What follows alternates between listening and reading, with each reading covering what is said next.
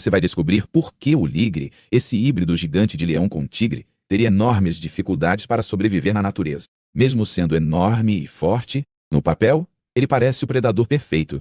Na prática, é um desastre evolutivo. Problemas no coração, articulações frágeis, dificuldades para caçar em grupo e quase nenhuma camuflagem. Sem território próprio, sem instinto definido e sem parceira fértil, o ligre está preso à humanidade. Você acha que híbridos assim deveriam continuar sendo criados?